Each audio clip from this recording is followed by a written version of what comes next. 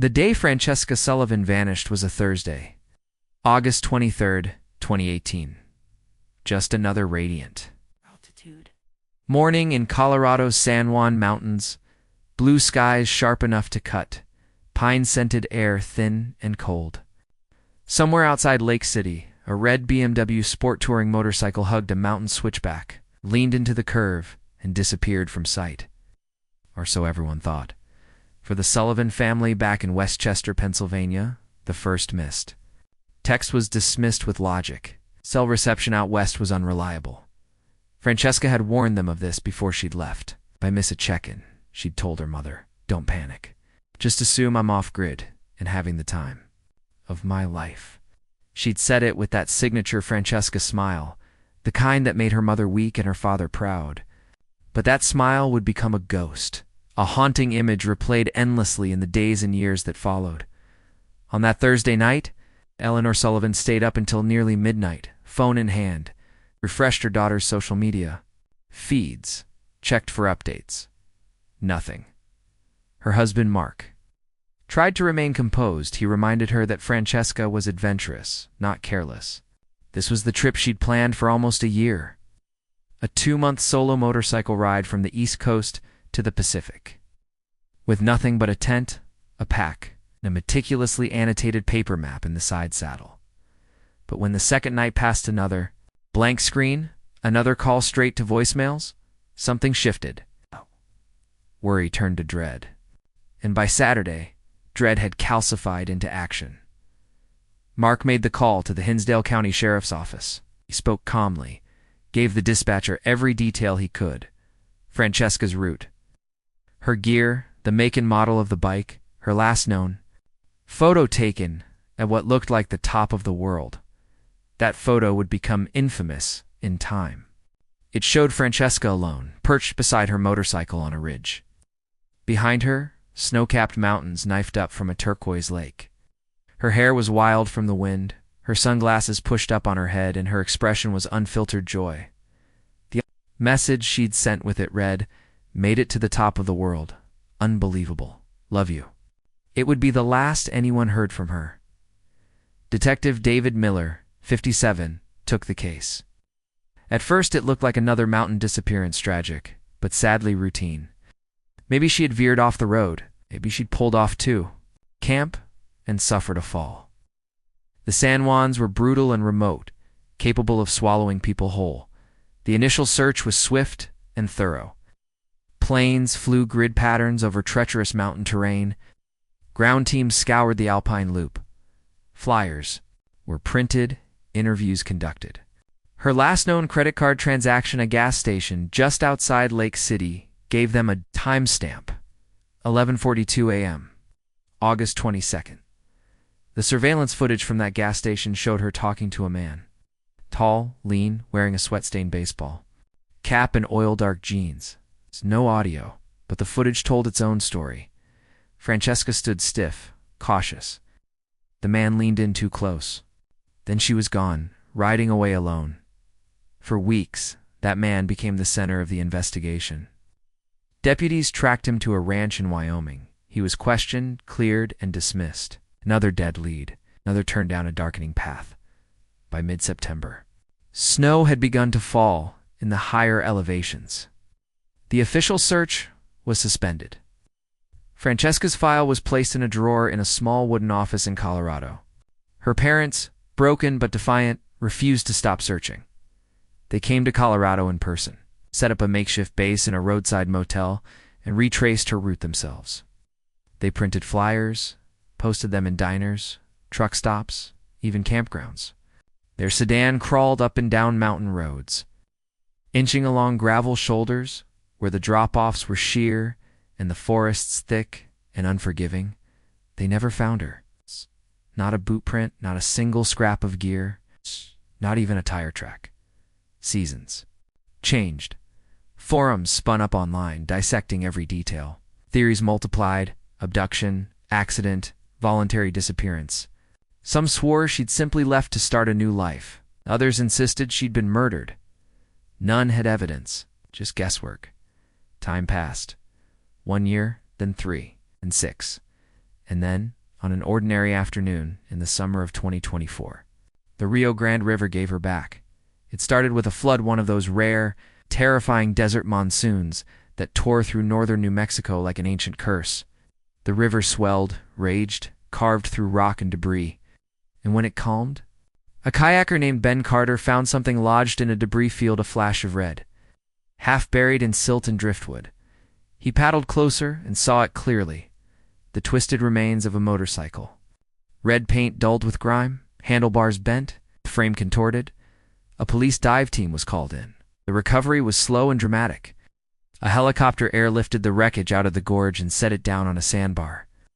Officers rinsed the mud off the frame and located the VIN plate. It matched. The bike belonged to Francesca Sullivan, 6 years after she vanished in Colorado.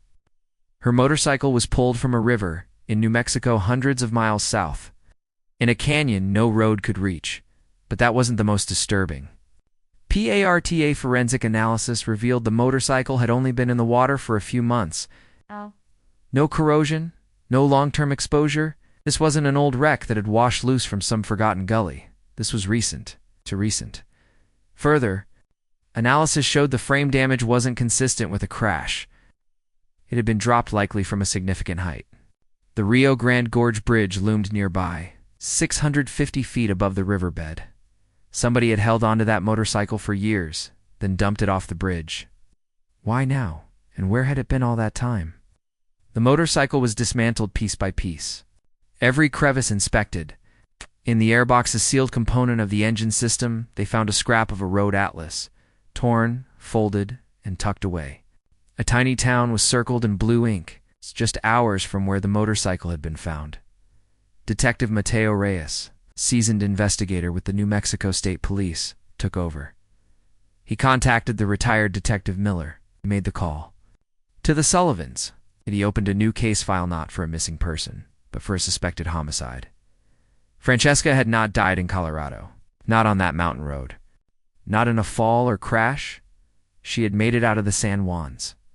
She had crossed into New Mexico, and somewhere in that lonely desert county, someone had taken her. The river had told part of the story. Now, Reyes would dig up the rest. The first morning of the new investigation began with a map spread across Detective Mateo Reyes's conference table. It was a laminated topographic of northern New Mexico, yellowed, creased at the corners, stained in places with old coffee. The Rio Grande Gorge was a bold blue vein cutting through the center. A red pushpin marked the recovery site of the motorcycle. A black one, the location of the bridge it had likely been dumped from. And then there was the newest addition, a blue pen circle copied directly from the folded map fragment found in the airbox. A town called Tres Uyos. Population 267. No major highway access. No stoplight. The kind of place that doesn't show up unless you're already looking for it. Reyes leaned over the table, arms crossed, studying it. Around him sat his core Team 3 investigators, a crime scene analyst, and a young forensic tech named Liza, who'd been the one to find the map fragment in the airbox. Her hands still shook when she talked about it. Could have been hers, she said. Could have been his, or both. Reyes nodded slowly. Either way, it made it 6 years. Buried in the one part of the bike dry enough to keep a secret. The room fell. Silent outside, the heat pressed against the windows. It was late July, and northern New Mexico was parched and restless after the floods. The Rio Grande was receding, but still louder than usual, like it had something more to say. Reyes picked up the printed satellite image of Tres Uyos. It was nestled in the hills off a county road with no name. One diner, one church, a few dirt roads spidering into the wilderness. It was the sort of town people passed through without remembering they had. But someone had remembered. Someone had marked it. That was enough. By noon, Reyes and his second-in-command, Detective Ana Moreno, were on the road. The drive from Santa Fe took nearly 4 hours. The asphalt gave way to gravel just past the ghost town ruins of Perito.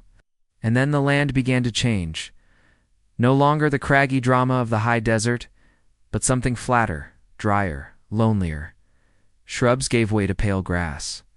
Every few miles, They passed a rusting fence line, a windmill turning slow in the heat, or a mailbox leaning sideways like it had long since given up.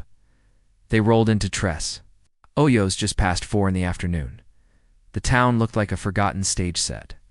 A small wooden diner with a faded Coca-Cola sign, a post office in a trailer, a whitewashed chapel with a single bell tower, and a boarded-up convenience store that hadn't had electricity in years.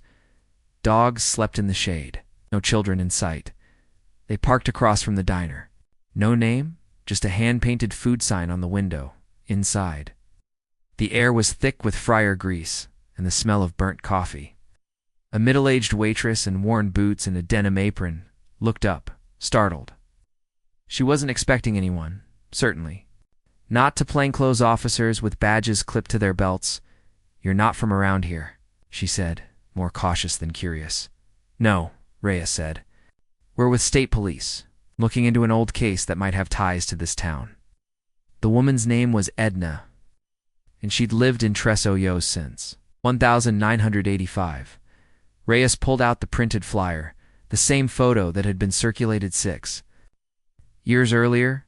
Francesca's face, young and bright, smiled from the page like she didn't know what was coming. "Do you recognize her?" he asked. Edna leaned forward, took the paper in both hands, and studied it. "No," she said finally. "Don't think so? You sure? I'd remember someone like that," she said. "Pretty friendly look." "No, we don't get many strangers. Haven't had a tourist come through since before the fires," Moreno spoke up. "Anyone come through in late summer 2018? Maybe on a motorcycle." Edna thought for a moment, then shook her head. 2018. That was the year my son broke his leg. He got caught under a tractor. I didn't leave the house for 3 months. It was a dead end. But not a disappointing one. Reyes had expected as much. Tres Hoyos wasn't the kind of place to give up its secrets to a single conversation. They visited the town's only other public-facing institution, the post office, which doubled as a mailroom and general store. The clerk was a man named Elmo. Vera stooped and slow-moving, with a mole above one eyebrow that blinked when he spoke. "Elmo," Reyes said, "we're not here to cause trouble. Just want to know if you've ever seen this woman." Elmo took longer than Edna had. He squinted, tilted the photo, ran a knobby finger along the edge of the paper. "Maybe," he said. "It looks like the girl who came through right before that big monsoon in 18 had one of them fancy bikes. Didn't stop long." Reyes felt a shift, barely perceptible, but seismic. "What do you mean?" She asked directions, needed to get. "Sal but said her GPS died. I told her to take the forest road through Devil's Hollow, but the rain came and... ... He trailed off, and Moreno pressed. Elmo frowned. She never came back. They left the post office with new energy. Devil's Hollow was a known local stretch of dirt service road winding through Bureau of Land Management land and private ranches. It had no signage, no official maintenance, and led nowhere but dead cattle gates and crumbling fences. Reyes pulled up the USGS overlay on his tablet. "That's about 20 miles west. No one lives out there, just empty ranch land and ruins." "Perfect place to hide something," Moreno said. They spent the rest of the evening canvassing the perimeter of Devil's Hollow. It was hard to describe how isolation changes once you're physically inside it. How the silence deepens. How your ears start to ring from the absence of human sound. Dirt crunched under their boots. A breeze stirred the yellow grass in waves. Coyotes watched from RIDGL. They found nothing that night, but Reyes wasn't discouraged. He had learned long ago that the worst thing a place like this could do was go quiet. It meant you were close. The next morning, they brought in a canine unit and a forensic drone.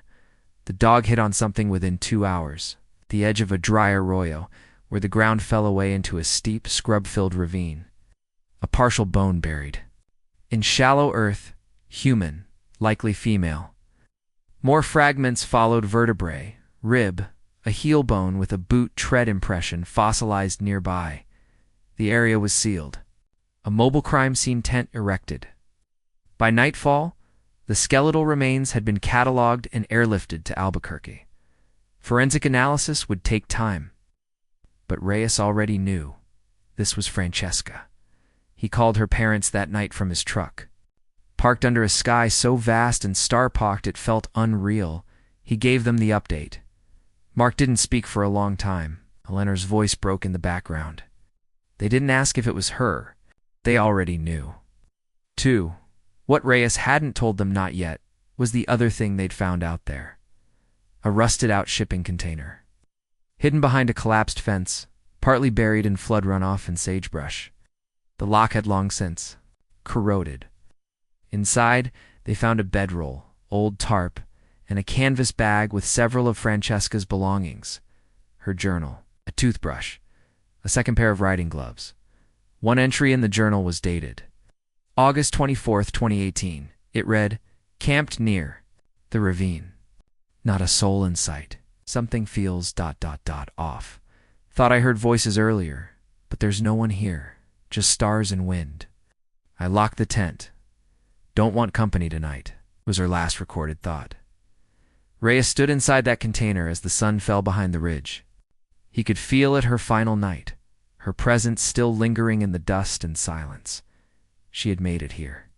She had seen something, or someone, and then she was gone. Back in Santa Fe, Reyes updated the whiteboard in the case room. He crossed out the theory of an accident. Underneath, he wrote, "Violent interception, likely local knowledge, transport disposal delayed the person who'd killed." Francesca had held onto her motorcycle for years. Why? Guilt, attachment, or fear. Maybe they had planned to keep it hidden forever until something changed, till they had to get rid of it fast. Reyes went back to Tres Hoyos the next morning. He had new questions. Someone in that town remembered. More than they let on. And now that Francesca had been found, the next secret wouldn't stay buried for long. The third time Reyes entered Tres Hoyos, the town felt different. It wasn't that it had changed in appearance. The diner still bore the same crooked food sign in its dusty window. The heat still shimmered on the gravel roads, and the distant ridges still stood, like ancient sentinels against the baked blue sky. But news had begun to spread. Not official news, no press releases had gone out.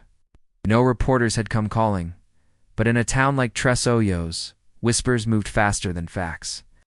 The old post office radio, tuned permanently to a local AM station, buzzed low with half-truths.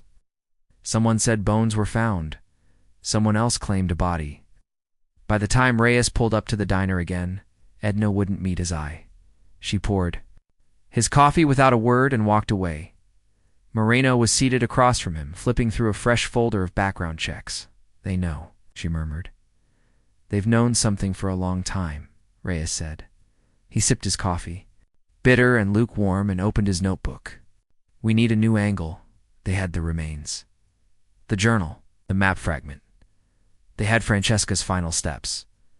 But what they didn't have still was the who.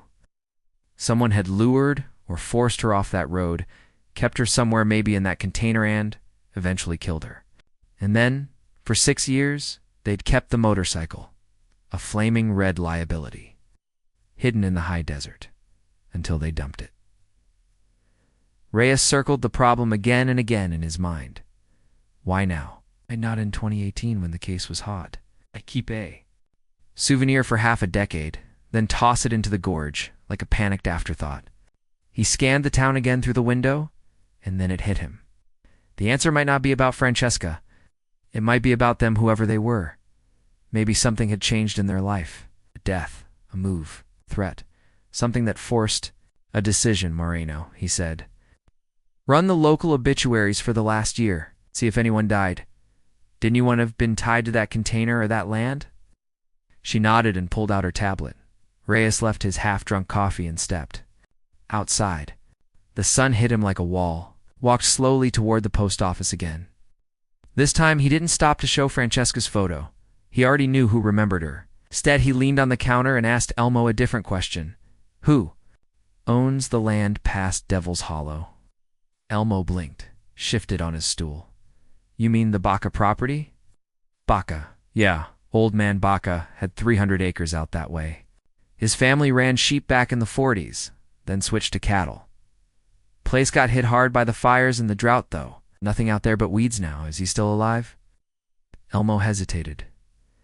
Died in March, he said finally. Did he have kids? Not around here? Elmo squinted. Wait, he did have a nephew. Only relative anyone ever saw. Lived in a trailer out there some summers. Quiet type. Didn't talk much. Always wore these ratty old boots. It's called him Jace. Reyes's pen stopped moving. Last name? Elmo shook his head.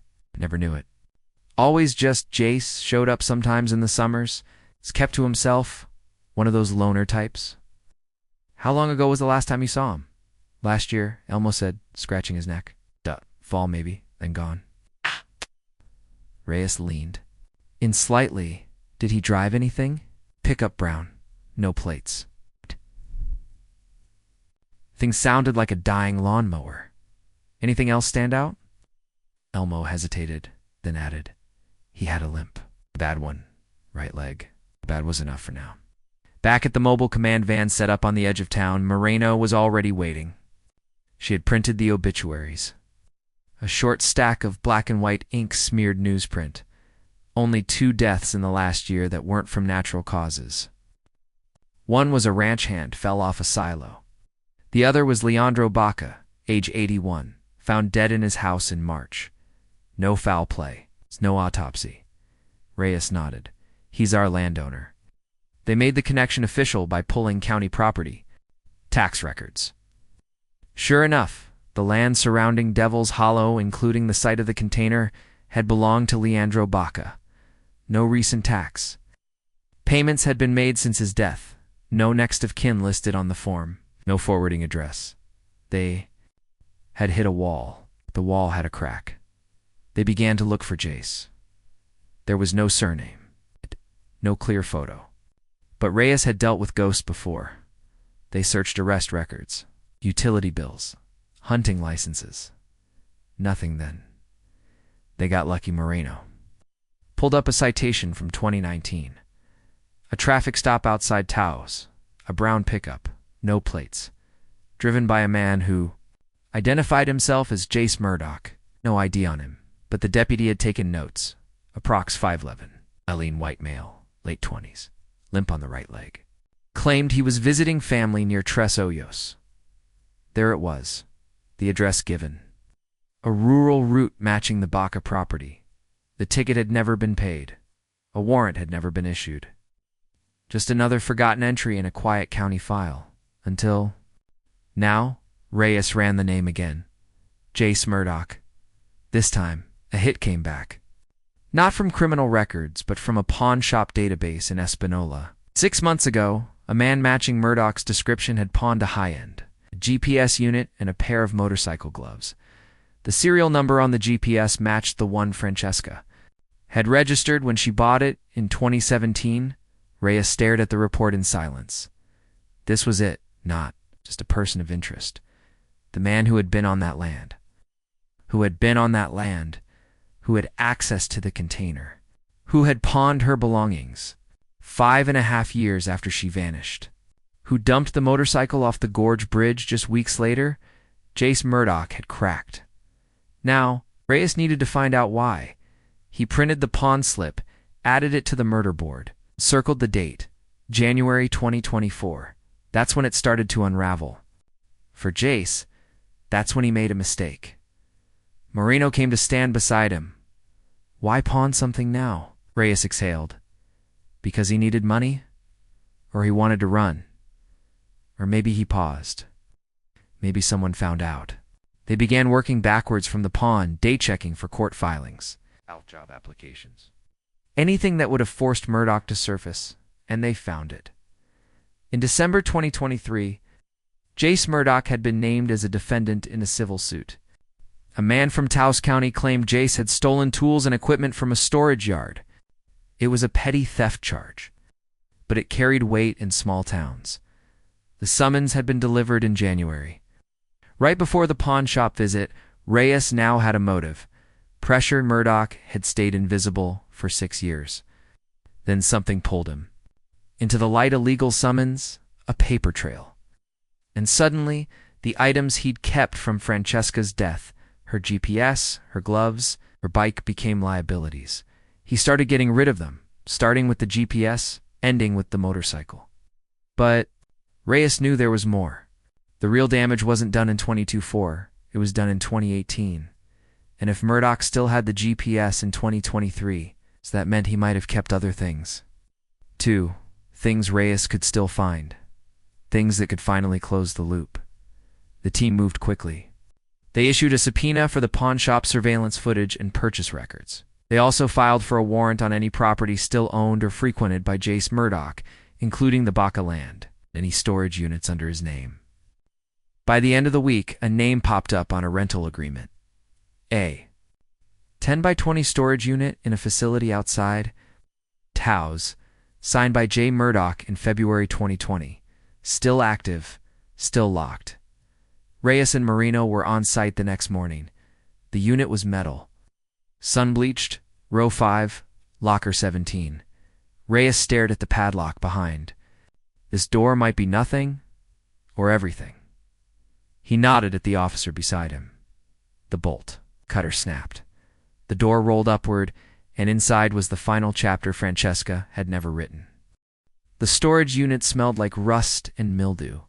Stale air billowed outward when the roll-up door screeched to its ceiling stop, revealing shadows that hadn't moved in years. Dust settled like ash on the floor, undisturbed until now. Detective Reyes didn't step inside immediately. He stood just beyond the threshold, scanning, training his eyes to the lightless interior the way he would in a cave. Behind him, Moreno waited silently, clipboard in hand, gloved. Already documenting, the unit was filled in layers, almost methodically. No chaos, no frantic tossing. Everything had been placed with the deliberate touch of someone trying not to be remembered. In the back corner, a folding cot. Blankets still rolled at the foot to the left. Cracked plastic tote half filled with old paperbacks, a rusted canteen, and a mess kit. Above that, a camping stove, one burner corroded to flaking metal. Duct tape held the lid closed to the right. A series of cardboard boxes. One was labeled tools. Another, more faintly, said winter. But the smallest box, flat, weathered, pushed against the wall, was different. It had no label. Reyes stepped toward it. The floor beneath him groaned, as if protesting. The air hung thick with something unspoken.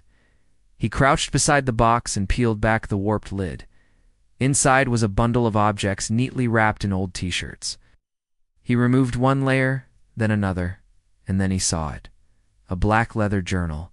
Not Francesca's. The one found in the container was already in evidence.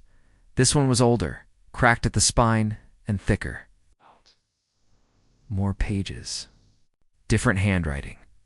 He flipped through it. Notes, paragraphs, diagrams, and dates. July 2018, October 2018. They were journal entries. But not hers. His Moreno was behind him now, reading over his shoulder. She whispered, he kept his own. Reyes turned the pages carefully, one by one. Each entry short, disconnected, but not meaningless. Met her near the overlook. She laughed, told me she camps alone, confident. She has no clue where she is. GPS died. Told her I'd show her a shortcut. She trusts too, easily. She asked about the bridge. Said it was beautiful. Said she'd never seen anything like it. She said she was heading to Arizona. That far away, no one would ever know. I didn't mean to keep the bike this long. Moreno exhaled. Hard. Jesus. Each entry was like a knife. And Reyes felt each one land. This wasn't just evidence. It was a confession, disjointed, disturbed, maybe even involuntary. But a confession nonetheless. In one entry, dated August 27th, 5 days after Francesca disappeared, he wrote, I heard voices in the canyon, thought someone was looking, but no one came. The river swallowed her too well, only she hadn't been in the river.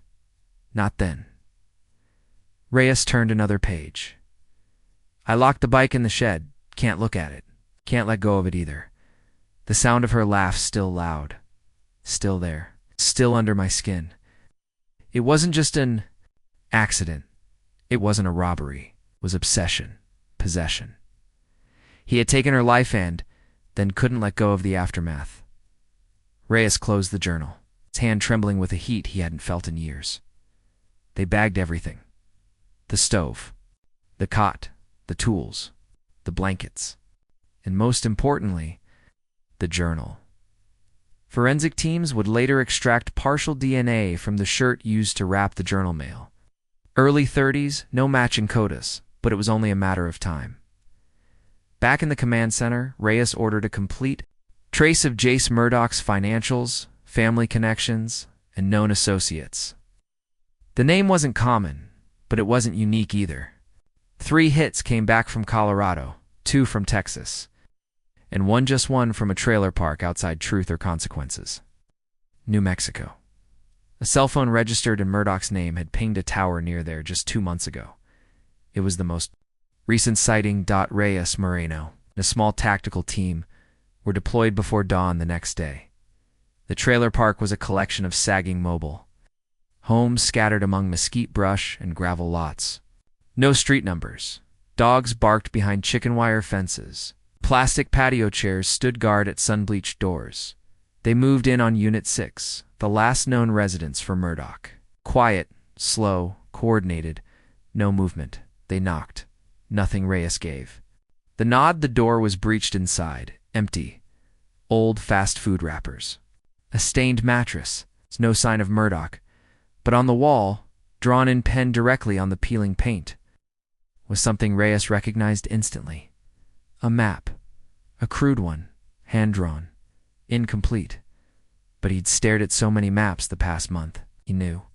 The contours of the Rio Grande gorge like the lines of his own hand. A red arrow pointed to a spot labeled drop site below it. In smaller script, too late now, Reyes stepped back. The room felt like a trapdoor, like it might fall away beneath. He knew then that Murdoch was watching. Maybe not right then, maybe not from afar, but somewhere out there. He knew they were closing in. The man who had killed Francesca had held his silence for 6 years. But now, he was breaking it on his own terms. That night, Reyes sat alone. At the edge of the gorge, just above the bend where the motorcycle had been found, he thought about Francesca, how she must have ridden through this landscape with wonder, unaware of what waited ahead. He thought about Murdoch, how a man could slip into the seams of America and disappear for years, unnoticed, unaccountable. And he thought about the map, the circle on that brittle scrap of atlas. It had led them here, but maybe Murdoch had left it intentionally. Maybe part of him had wanted to be found. Reyes took out his notebook, wrote 3 words at the top of a new page. He's not done. The next move would come soon, and when it did, it would be final. The manhunt shifted gears the next morning. Jace Murdoch was no longer just a suspect. He was now classified as a fugitive of interest in a homicide investigation. Reyes' team filed the official change in status. The Department of Public Safety greenlit the expansion of surveillance resources. State border notifications were issued. Murdoch's face, still pulled from that 2019 traffic stop, now sat on the desktops of every patrol unit in New Mexico. But Reyes wasn't celebrating, because Murdoch hadn't run, not really. Everything he'd done, dumping the motorcycle, pawning the GPS, scribbling the map in his trailer, wasn't panic. It was choreography, calculated, intentional. He's watching us, Reyes muttered in the command tent, eyes locked to the aerial map on the projector screen. Or he's watching someone else watch us. Moreno looked up from her monitor. He's setting the pace. We're not chasing him. He's leading us. It felt true. Every move they made revealed something he'd already accounted for. The storage unit had just enough to confirm what they needed, but not enough to close the loop. The trailer had traces of his presence, fingerprints, DNA on a fork, hairs in the drain, but no clue where he was headed next. It was all breadcrumb. Trails with no end, until something unexpected happened. At 10:47 a.m., call came in to the Rio Arriba County dispatch line. A woman named Joyce Weller reported that a man had approached her home on County Route 98, claiming he'd run out of gas. He asked to use the phone. She gave it to him. But when she turned around to offer him water, he was going along with the phone. He had a limp, she added. Right leg. I think he was wearing a badge around his neck. It's not real, but I couldn't say for sure. The phone pinged one tower just once, then vanished. The signal was traced to an area less than 10 miles from the Rio Grande Gorge Bridge Dart. Again, Reyes turned back to the map. Murdoch hadn't left the region. He was circling it. You ever seen a predator toy with a kill? Marino asked. She was looking not at the map, but at the notebook the journal Murdoch had left behind in the storage unit. She had flagged something, an entry near the end. She came back in my dream. This time she asked me why. I didn't answer. I was afraid of what I'd say. They'll find the truth when I'm ready, not before. Short, written in a different pen. Watch the river. Marino tapped the page. That's not metaphorical. Reyes stared at it. His mind was racing, not with rage. Not with grief, but with the painful rhythm of someone realizing they were exactly where they were meant to be. Not ahead. Not behind. Just where the killer wanted them. He made a decision. Call and search. And rescue, he told Moreno. And the dive team. She blinked. You think he dumped something else? I think we've only recovered what he allowed us to. They returned to the gorge that afternoon, this time farther south. Reyes stood at a narrow cliff where the water coursed deep and muddy below. From this vantage you could see the curve of the river as it disappeared behind a rock shelf. He marked it 3 hours later. A drone flew low over that shelf and caught something, a dead glint of metal, partially buried in flood debris. A square shape. Dull red. Reyes didn't wait. He and the dive unit were flown in by chopper and dropped along the bank. It took 40 minutes to reach the object on foot. It was a rusted steel container, about the size of a large cooler. Padlocked, it had been wedged under boulders deliberately. It seemed hidden from above, concealed by nature. Or rather, by someone who knew how nature would cover his tracks. They hauled it up. Broke the lock. Inside was a waterproof pouch, sealed with wax tape, and inside that, a disposable camera, and a note, written in the same handwriting as the journal. This is the last thing she saw. How nice. Reyes handed the pouch to Moreno without a word. His stomach had sunk somewhere below his spine. They processed the camera that night. The film had held up better than anyone expected. 10 photos, most blurred, out of focus.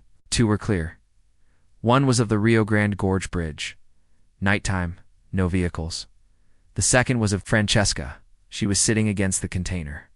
While the container, the same one they'd recovered her remains near, her face was bruised, her hands bound. Her expression, Reyes closed the folder. She wasn't crying. She wasn't screaming. She, staring directly into the lens. Uncleaned. It was the kind of image that rooted itself into your brain and never left. The time stamp on the film cartridge confirmed it. August 25th, 2018, 3 days after her last message, 3 days after she was declared missing. She'd still been alive, and Murdoch had documented it. He's escalating, Reyes said softly. He's not just watching us.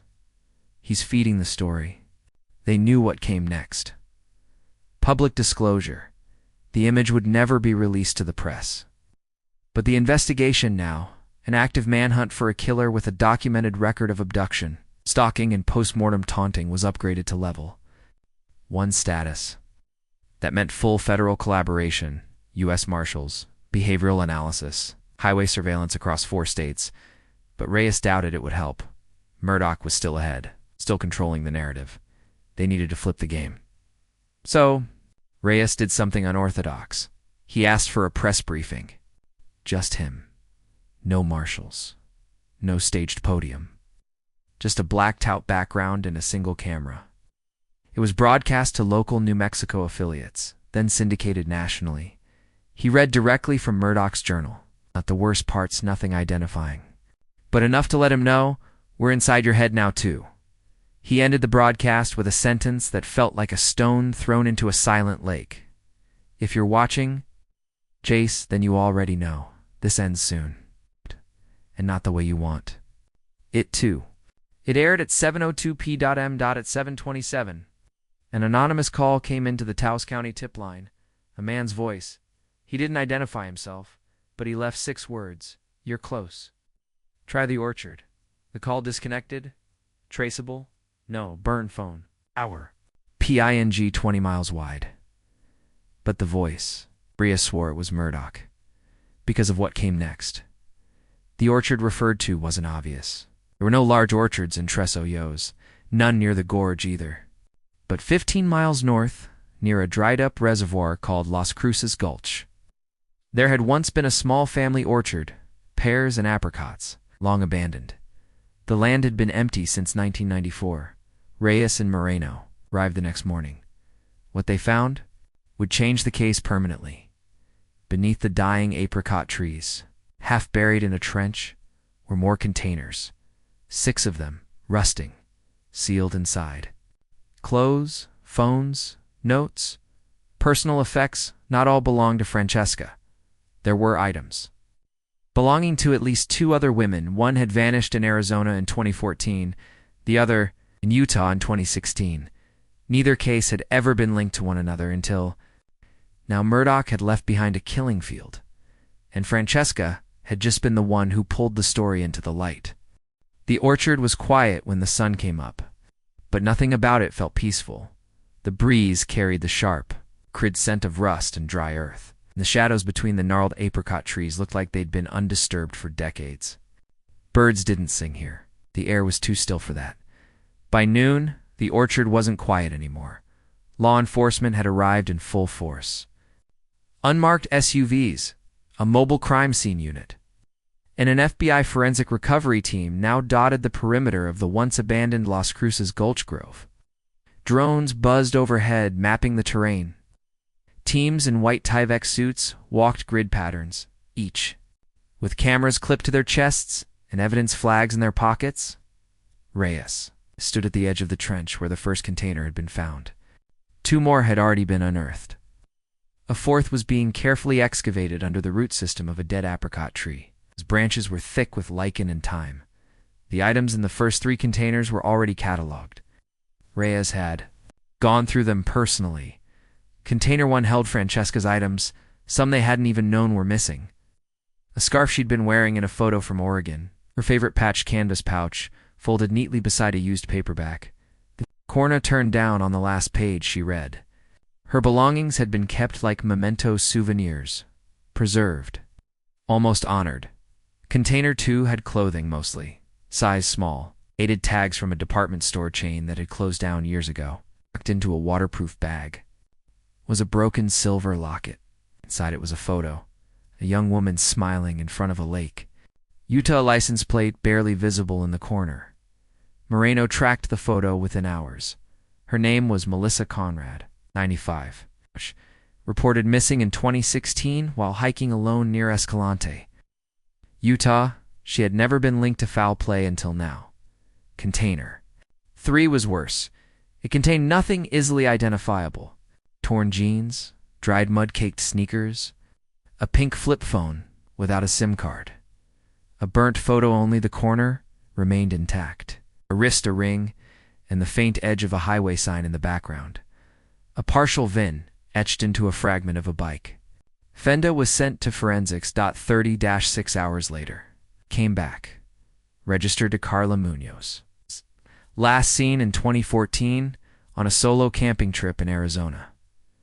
Now there were 3. 3 women. 3 stories. 3 families who had waited years with no answers. Francesca had broken the dam, but Jace Murdoch had built it. Reyes stood beneath the heat of the orchard's dying canopy and felt the weight of every minute that had passed since. Francesca's last message home, top of the world she'd written. It hadn't been a goodbye. It was a declaration, a burst of joy, and within 3 days, someone had taken her and buried her truth in a trench alongside 2 other women who had also set out alone and never come back. The press briefing came 2 days later. Reyes didn't want to do it. But this time, the pressure wasn't coming from the FBI or the governor. It was coming from the families, Francesca's parents, Melissa's sister, Carla's son, all wanted answers. Even the partial ones, standing beneath a tent, erected outside the orchard perimeter. Reyes addressed the cameras with controlled urgency. He spoke of evidence, pattern, geography, a suspect not yet in custody. but confirmed through handwriting. DNA and possession of stolen belongings. Then, he said something no one expected. I believe Jace Murdoch did not act alone. There was silence across the airwaves. Back at the field unit, Moreno looked up at him sharply. That wasn't in the briefing outline. Reyes nodded once. It wasn't a guess. He walked over to the evidence board, now replicated inside a temporary command trailer. He tapped a photo, one of the blurry surveillance images from the pawn shop, enhanced by FBI software. Standing just beyond Jace, mostly obscured by a vending machine, was another man. Different build, shorter, thicker arms, unshaven, facial recognition. Had returned no matches, but his posture was unmistakable. He was waiting, watching Jace. Standing guard, someone was with him, Reyes said. And if he helped him pawn stolen goods, there's a chance he helped bury bodies. Moreno sat down slowly. She pulled up the call logs from the burner phone Jace had stolen from the woman in Rio. Ariba County. There were only 2 calls made. One had been 2 voicemail, possibly a testing call. The other lasted exactly 28 seconds. And it had pinged off a tower near an abandoned railroad depot northeast of Ojo Saline. It was a place called Broken Mesa, named locals used for a shattered plateau. No one hiked anymore. Deserted, remote, exactly the kind of place you go when you want to be forgotten. Reyes ordered the search teams to prepare. The depot sat on a broken rail line long since buried in dust and sagebrush. The main structure was still intact. Barely. The roof had caved in on the west side, and the old ticket booth had been gutted by fire decades earlier. Rats moved freely through holes in the walls. Bullet holes marked the crumbling windows. A rusted caboose sat like a dead animal at the far end of the tracks, but it wasn't abandoned. Inside the depot's maintenance garage, search teams found signs of life. Recently extinguished fire. 2 empty water jugs. A backpack filled with canned food and protein bars, and a cot. The bedding was still warm. Jace Murdoch had been there, but he was gone. What he left behind, though, was even more haunting than his presence. Carved into the far wall, scraped in with what looked like a screwdriver, was a list of names, just first names. Francesca, Melissa, Carla, Sasha, Jen M. The letter repeated 3 times. 6 names. They'd only identified 3 victims so far. Murdoch had left behind proof there were more, and that he was still counting. Moreno stood beside Reyes, her voice tight. We have to assume that list is real. We do, he said. And if we're right, then we've just uncovered a serial offender operating across state lines for at least 6 years. Longer, she said quietly. We saw the journal. Some entries don't have dates. They reference places we've never even looked into. One of them mentioned a fire tower in Idaho. Another, a beach in Oregon. Reyes didn't answer, because he was already thinking ahead about how this man, this manipulator, this ghost who took and buried his crimes in containers, and Sand was still out there, watching, because every move they made had come from him. The bike, the map, the orchard, the phone call, the depot. He was still curating the trail, still writing the story.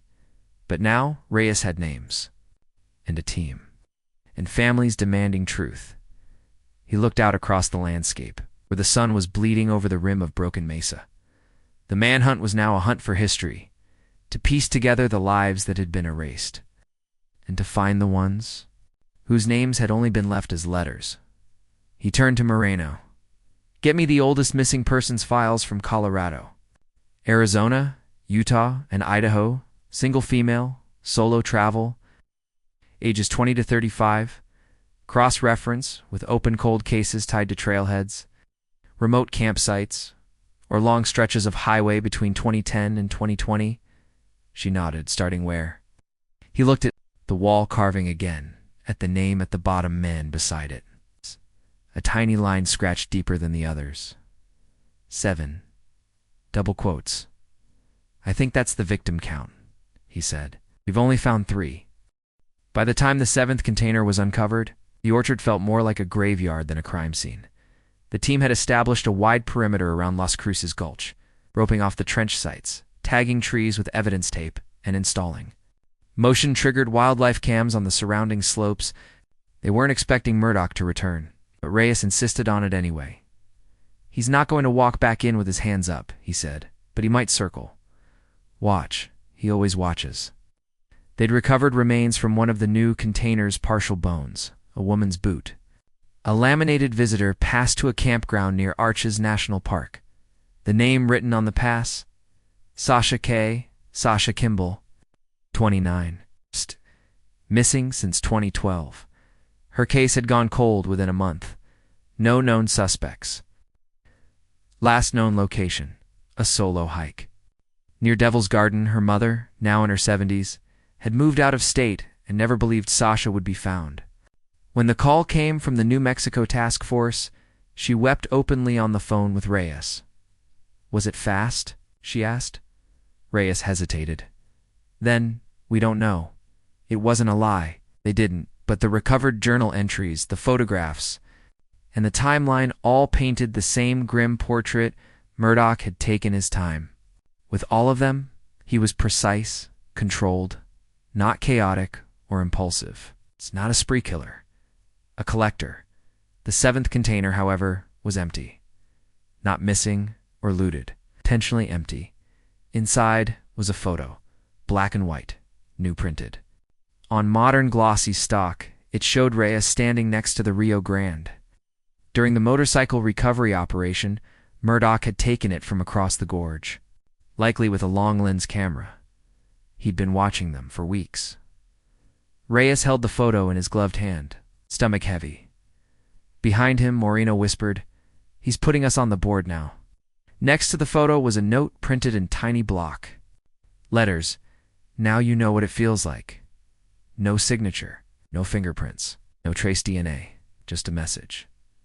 The container was cataloged, locked, and sent to the evidence transport team. But Reyes kept the photo. Not to hide it, he added it too. The case board later that night, but because he needed to feel it, needed the weight of it in his hand. Murdoch was now part of their story as much as they were part of his, and there was another shift, a subtle, terrifying change in his behavior. He was responding. For the first time, Murdoch wasn't just leading. He was answering, but to what? Reyes turned back to the carving on the wall of the depot. The name at the bottom and marked with 7. 7 victims. 4 identified. 3 unknown. 1 was Jen. Listed 1 was the final M. The last was a question mark, and that, Reyes suspected, was deliberate. Murdoch wanted them to search. He wanted them to dig. The 7th container was bait. That night, Reyes sat alone in the command trailer, reading through Francesca's recovered journal again. Something was pulling at him, not a clue exactly, but a rhythm. A pattern, she wrote in simple sentences. Observational. Often about the land. Utah's sandstone looks like it's melting. Arizona's nights are colder than Pennsylvania in spring. Colorado, the stars don't blink. But on August 20th, 2 days before her last confirmed contact, she'd written, "Stopped at a truck stop near the border. Guy in the corner watching me. Didn't speak, just stared. Left before I finished my coffee." Felt like something shifted. In the air, Reyes checked the map. August 20th put her near Cortez, Colorado. That truck stop had never come up in the original 2018 investigation. The timeline back then was focused on her last known ping near Slumgolian Pass. But now, with what they knew, it was clear Murdoch had been tracking her before she even entered the mountains. He hadn't stumbled onto Francesca he'd picked. Her just like Sasha, just like Melissa, just like Carla. The others, they all had one thing in common. Solo travel through remote areas. Places where no one would notice a missing face for days. Places with thin jurisdiction, sparse traffic, high risk. Low-noise. Reyes opened the compiled database of missing women that Moreno had been building. She had cross-referenced travel blogs, social posts, and unsolved missing person cases from 2010 to 2020. The list was 44 names long. Of those, 16 fit Murdoch's known pattern, age, route, mode of travel, final location. He wrote a question across the whiteboard in black marker. How many more? It was no longer a hunt for one killer. It was a reconstruction of a decade of violence. And then came the biggest. Break. Moreno's phone buzzed. She picked up and listened silently, then turned to Reyes. They found him. Reyes froze. Where? A motel outside Shiprock, registered under a false name. Used cash. The clerk recognized him from the flyer we distributed. Said he checked in last night. Is he there now? No, but they got the room. We're pulling prints. Reyes stood. Let's go. The motel was a one-story building with flaking paint and humming vending machines. Room 8 faced the highway, its window cracked, curtains drawn. Inside, the bed was slept in. The water was still dripping in the sink. In the trash, an empty granola bar wrapper and a scrap of paper towel with writing on it, one sentence. How far would you go? Next to it, a motel pen. Reyes bagged the towel. Himself on the desk was a road map, same kind as the fragment, found in Francesca's bike. 3 routes were traced in red marker. One pointed north toward the 4 corners, the other 2 went east. 1 to Kansas, 1 to Missouri. Reyes tapped the northern route. He's leaving the territory, he said. He's done playing, or he's leading us to something final, Moreno replied. The last body. Reyes looked at the map again, then at the towel, and then at the open window. The sun was rising, casting the motel's shadow long across the parking lot. Murdoch, slipping away. But for the first time since 2018, Reyes felt something solid beneath his feet, not chase, not chaos. But clarity. Murdoch had gotten what he wanted. Attention, fear, and a record. But now Reyes had names, timelines, places, habits. The story was no longer controlled by the killer. It was being retold by those left behind. Francesca, Sasha, Carla, Melissa, and others. Waiting. The 7th name would be found. And when it was, so would Jace Murdoch. The red line on the map was his last breadcrumb. It pointed straight through the Four Corners region, northern New Mexico, into Colorado, then west toward a long-abandoned rest area off U.S. Route 491, where the pavement thinned and the mesas rose like old gods watching the desert unravel beneath them. It was Reyes, who followed it personally. He could have sent field agents or handed it off to the FBI's regional task force. But by now, the story wasn't just about a killer or 7 names scratched into a wall. It was about the trail Francesca had left behind, one that refused to fade, even as her voice had long gone silent.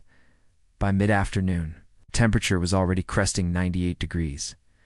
Dust coated the SUV like powder. The signal on his phone wavered between bars. He arrived at the rest area just after 4 p.m. There was nothing there now but a single derelict picnic shelter, a scorched wooden bench beneath it, and an overflowing metal trash can tilted against the wind. A forgotten map kiosk stood near the gravel edge, its plexiglass sun-bleached and cracked. The "You Are Here" marker long peeled away. Reyes stepped out of the vehicle slowly. The wind felt unnatural, directed like it pushed only where it pleased. There was no sign of anyone, but someone had been there recently. On the bench, scratched into the weathered wood, with what looked like a key, was a sentence. You keep coming. You're almost ready. And next to it, 4 vertical slashes and 1 diagonal, the symbol for 5. He photographed it, tagged the location, called it in. Within hours, the FBI dispatched 2 teams with K9 units and aerial drone support. The surrounding terrain, ridges, gullies, collapsed mines, was combed for signs of a hidden site. What they found was worse. It wasn't just a camp. It was a burial pit 20-7 yards from the rest area. Beneath the roots of a half-dead juniper tree, cadaver dogs hit hard. The forensics unit carefully excavated the soil layer by layer. By dawn, they had recovered what appeared to be a shallow mass grave, 3 sets of partial remains, tangled together in dry earth. 3 women, unidentified. No identified. No photos. No possessions. only the remains. One wore a medical bracelet, but the engraving had corroded into illegibility. One had a single hiking boot still attached to her left foot. The third had a fractured clavicle, long-heeled, just like Francesca had.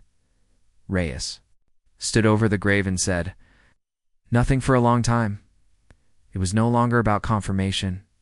It was now about scale. Murdoch wasn't a drifter who got lucky. He was intentional, systematic, and worse-prolific. They had him now on 7 confirmed victims, and at least 3 more whose names weren't on his list, which meant the list wasn't complete. It never had been. Back in Santa Fe, the situation changed from regional to federal within the span of 12 hours. An emergency joint briefing was held at NMSP headquarters. Representatives from the FBI's Behavioral Analysis Unit, the Bureau of Indian Affairs, and the U.S. Marshals sat shoulder to shoulder with local investigators. The numbers were sobering. The BOW believed that Murdoch's timeline could stretch as far back as 2009, possibly earlier, and they suspected his knowledge of the terrain, his ability to hide bodies in remote terrain across 4 states, was aided not just by obsessive planning, but by someone else. A second man. The one seen in the pawn shop footage, still unidentified, they called him the Ghost. Reyes hated the name. It gave him power, but what Reyes couldn't ignore was what came next: a match. A fingerprint pulled from the motel's bathroom faceta, partial smudge, unremarkable at first, was enhanced, digitized, and run through international databases. It pinged a case out of Baja California, Mexico. Name: Daniel Varela, alias unknown, known associations, transient communities, construction work, commercial trucking. Varela had a sealed juvenile record in Mexico and no adult charges in the U.S., but he disappeared from a Texas border town in 2015. After being questioned in the disappearance of a female hitchhiker, no charges were filed until now. No one had linked him to anything larger. Now they knew. Better, they had a name, a face, a possible accomplice. The Ghost was real. Reyes took the news hard. He sat in the evidence room that night, long after the lights went dim, reviewing Francesca's final selfie again. She was smiling, wearing her blue and black armored jacket, alive, unaware. He thought about what she saw in those final hours, not just Murdoch's eyes, but the wilderness, the wind, the impossible, expanse, and maybe second man. Reyes whispered her name aloud as if it might help. Francesca? No. No one answered, but her presence felt everywhere now. In the binders, in the clippings, in the photos pinned to the wall, in the ache behind his eyes when he couldn't sleep. Francesca had become the axis of something bigger. She was no longer just a victim. She was the thread that had unraveled a monster. Then came the package. It arrived at the field office in Taos, no return address inside. A manila envelope, sealed with black tape. Inside that, a single, printed photo. It showed a woman sitting in the back seat of what looked like an old, rusted pickup truck. Her hands were tied in front of her, her eyes swollen, lips cracked. She was alive, and next to her on the passenger side was Daniel Varela. A timestamp was printed on the bottom corner of the image. July 27th, 2025. 3 days ago. Reyes felt his lungs freeze. The woman in the photo had not yet been reported missing, which meant they'd just stepped into an active abduction. Murdoch and Varela weren't ghosts anymore. They were predators still moving, and now they had someone new. The woman in the photo was identified within hours. Her name was Amelia Dorsey, 32, a landscape photographer from Austin, Texas. She'd been on a solo road trip through the Southwest. Last confirmed location, a series of geotagged photos, uploaded to Instagram from outside Gallup, New Mexico. Her family had expected her home 2 days prior. No missing persons report had been filed, but now she was missing, and someone, either Murdoch or Varela, had mailed her photograph directly to law enforcement, stamped with the date. Marked with time, it was bait, or worse, an invitation. Reyes called in the state crime lab to scan every fiber of the envelope. and the FBI's violent criminal apprehension program cross-referenced the truck's visible features: a rusted side mirror, cracked dashboard, an old sun-bleached rosary hanging from the rearview mirror. They found a partial match: a 1988 Chevy CK pickup registered to a man in Farmington. That man, Luis Ramon, had reported the vehicle stolen 4 months ago. It had never been recovered. Same model and color was spotted on a remote highway by a traffic camera, State Road 96. 3 days before the photo arrived, no license plate was visible. The timestamp: 7:06 a.m., July 28th. Reyes was already ahead of the analysis. He'd requested all motion-triggered game cams and traffic sensors along the western corridor of New Mexico's highlands.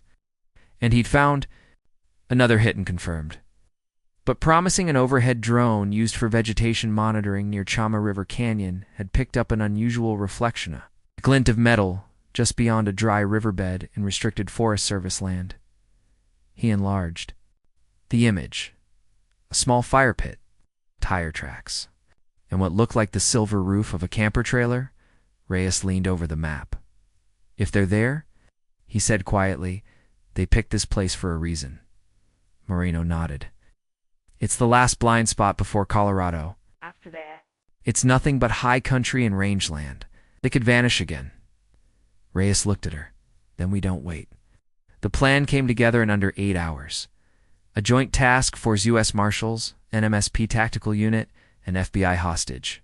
Rescue assembled at a staging area outside of Bicu. Satellite imagery from the drone flyover gave them a 500-meter perimeter. Recon was flown via silent quadcopters. No thermal detection to many hot rocks and solar flares from the canyon ridges. But one drone picked up a subtle wisp of smoke. The location was confirmed. They moved in before sunrise. At 4:43 a.m., Reyes and the breach team descended through the brush, making their way down a dry wash that wrapped around the base of the canyon. The trailer was nestled into a slope of deadfall and crumbling red rock. There was no movement, no guards. The operation unfolded in absolute silence. They breached the trailer door at 4:57 a.m. Inside was darkness. The stink of gasoline and rot and blood. The mattress was soaked with it. Drag marks across the floor. No sign of Amelia, but on the kitchenette table was another photo. Freshly printed: Amelia, again alive. This time standing near what appeared to be a grain silo, her hands still bound, eyes hollow. The back of the photo had one sentence, hand-printed, in all caps: "One more stop." The trailer had been vacated just hours ago. A dirt bike track led up the slope. Whoever had been there, Murdoch, Varela, or both, had known they were coming. Had prepared the scene, left them clues. Again, Ray's heart thundered as he stood in the heat of that trailer, the blood still drying under his boots. "This is a chase," Moreno said behind him, her voice low. "But it's not one we're winning." "No," Reyes agreed.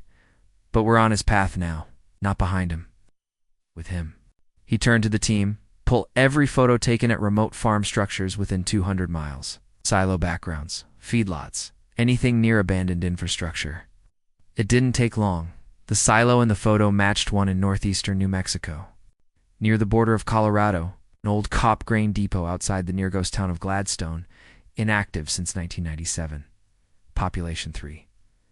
Reyes didn't wait for federal permission.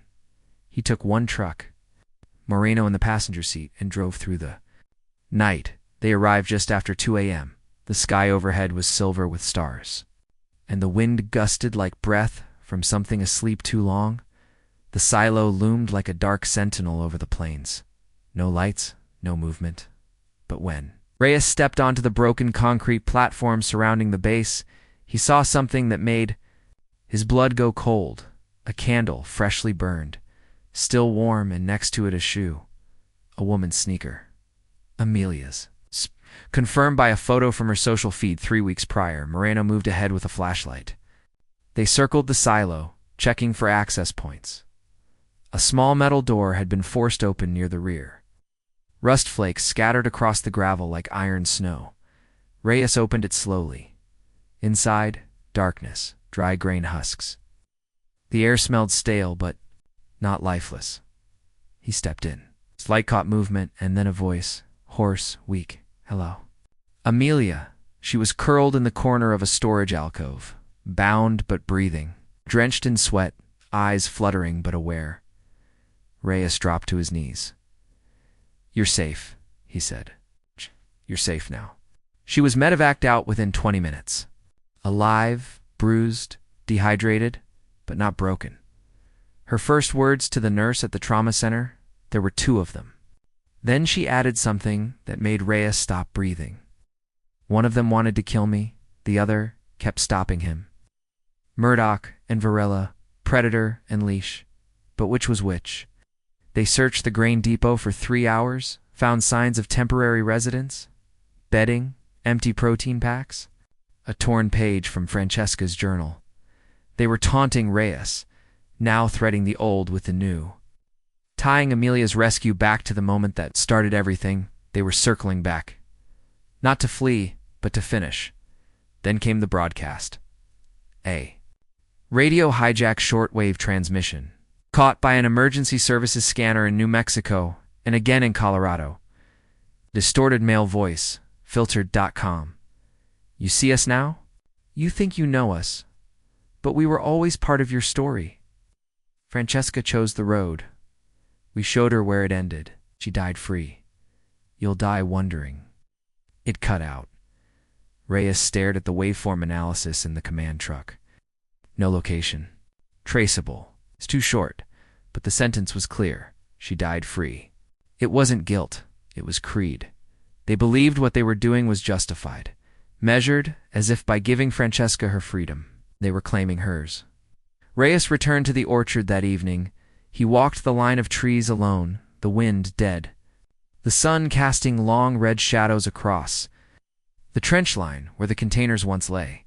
He stopped at the 7th marker. Scratched into the bark of the nearest tree was a new line, fresh, carved with something sharp. "You're next." No prints. No. Blood, no trace. Just proof. Murdoch and Varela weren't fleeing. They were closing the circle.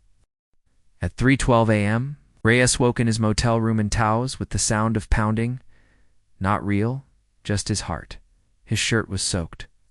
The map on the wall fluttered from the old swamp cooler's breath, a dozen red pins now tracing a nightmare across the American Southwest. 7 victims confirmed. 3 more recovered, but unnamed. 1 saved, and 2 men still out there, ghosts, who no longer hid in the shadows but walked freely within them, daring anyone to follow. He checked his phone. A message blinked on screen. Private number. No caller ID. 1 image. It was a picture of Reyes, taken through the glass of his motel window. Recent, crooked, just him, sleeping under it. For words, "We see you too." T didn't call it in, not right away. Instead, he got dressed, and he drove by dawn. Reyes was back in Gladstone. The silo was empty again. But he wasn't there for Amelia. He was there because the message had been sent from this Towers Range. They were nearby, still circling, still baiting, and Reyes knew something no one else did yet. He was the final target. Not as a victim, as a narrator. Murdoch and Varela had orchestrated every stage, every clue, every photo, every burial like chapters in a grim novel. And Reyes, he'd been cast as the final character, the one who would see the end. At 8:42 a.m., patrol unit in Mora County called in a vehicle abandoned along the forest road leading into the Pecos wilderness. A 1988 Chevy pickup, rusted red, overgrown with brush, inside, no bodies, no weapons, no blood, just 2 things, a gas can and a book. Francesca's journal, her original journal, the one she'd been writing in when she vanished. The copy they'd recovered. Earlier had been a decoy. Incomplete, this one was whole. Reyes flipped through it slowly, each line in her looping, sharp handwriting like a breath pulled from underwater. There's something off about him. It's the way he watches the road more than the sky. He talks about paths like they're living things. Some people walk too far, and the land eats them, he said. I don't think I'm going to. Make it to Arizona. But I want someone to know my name is Francesca Marlowe. I was here. I fought. Her last entry was the one that broke Reyes. If you find this, it means I didn't disappear. I was taken. I deserve to be known. Tell my story. Don't let it end with silence. He didn't notice he was crying until the ink blurred under his thumb. 3 hours later, the FBI received a call from a ranger station in Eagle Nest, New Mexico. 2 men had been spotted walking the ridgeline above Cimarron Canyon. One carrying a rifle, the other a duffel bag. Description matched Murdoch and Varela. A perimeter was established. Reyes joined the tactical team flown in by chopper. They landed 3 ridges over, flanking the terrain with dogs, infrared, and ground units sweeping narrow switchbacks and rock crevices. By late afternoon, the wind picked up. Storm clouds boiled behind the Sangre de Cristo peaks. Rain lashed down like needles, and the world grew small.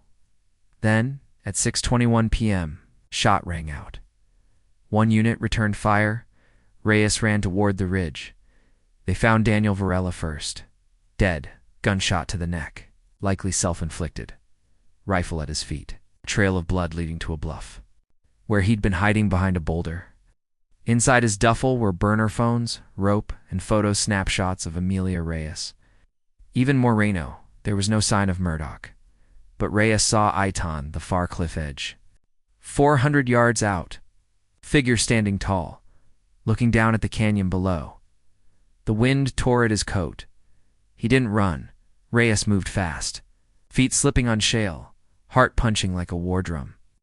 The others shouted behind him, ordering caution, back up. Perimeter. But Reyes didn't stop. He climbed, and when he reached the summit, Murdoch turned, face thinner, beard thicker, eyes calm, like a man who'd planned for this moment his whole life. He didn't speak right away, just nodded. You came. Alone, he said, almost impressed. Reyes didn't answer. I thought maybe you'd bring cameras. Or cuffs. But you brought the story instead. Reyes' jaw tightened. You're done. Murdoch smiled. I was done the moment she smiled at me. He held out something. Francesca's necklace.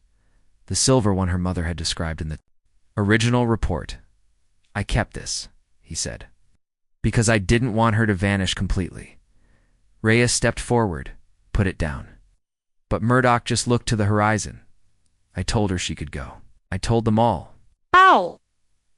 But the land takes who it wants. You took them. No, Murdoch said. I chose them. The land just kept them. Reyes saw the shift in his stance, felt the wind press harder. Don't, he warned. Murdoch smiled again soft, almost childlike. Tell it right. And then he stepped off the cliff, just like that. No struggle, no sound, just gone. They recovered. His body hours later, from the canyon basin, Varela was buried. It's unclaimed. The case files grew to 17 names, 10 confirmed. 7 open, but Francesca's name went, first on every page, because hers was the key. The one who didn't disappear quietly. The one who left traces even in silence.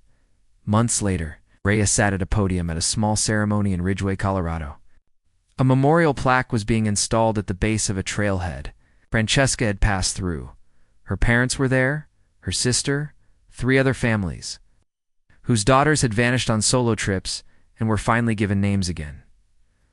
Reyes stepped to the mic. He didn't speak of monsters. He didn't speak of ghosts. He spoke of a woman who fought with every mile. Every journal entry, every glance into the camera, she thought would one day tell the story. She vanished in Colorado, he said. But it was the river in New Mexico that told the truth. Paused. And the truth is we found her, not just her body, not just her story, but her voice. And we will never stop listening.